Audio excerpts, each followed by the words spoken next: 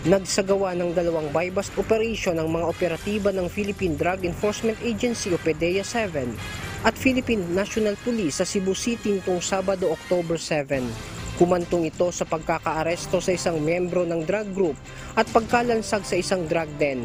Isinagawa ang unang operasyon dakong alas 6 ng gabi noong Sabado sa Sitio Lupa, Barangay Sapangdako, Cebu City, kung saan naaresto ang isang individual na si Teresita Ochea na kilala sa alias Tasing, 44 anyos, laundry woman at miyembro ng bagong kinikilalang drug group.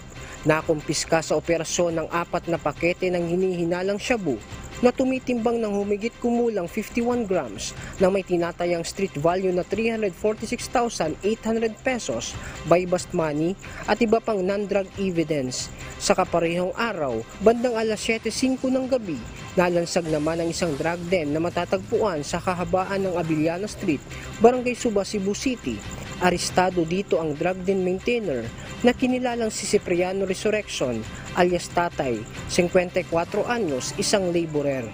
Nadakip din ang 6 na bisita sa drug den na sina Ken Abudo, 32 anyos, Pampilito Retobado, 47 anyos, Mark Leonard Baaclo, 41 anyos, Rinaldo Estole Jr., 36 anyos, Renel Custodio, 22 anyos, at Michael Banyares, 36 anyos.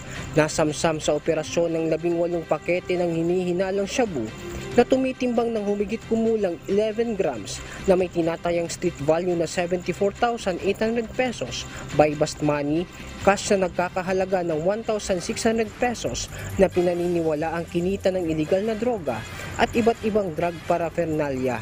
Kasong paglabag sa Sections 5, 6, 11 at 12 ng Article 2 ng Republic Act 9165 ang isasampa laban sa mga sospek. Diyos ang aming sandigan, serbisyo publiko ang aming pinahahalagahan. Edmond Disola, humahataw!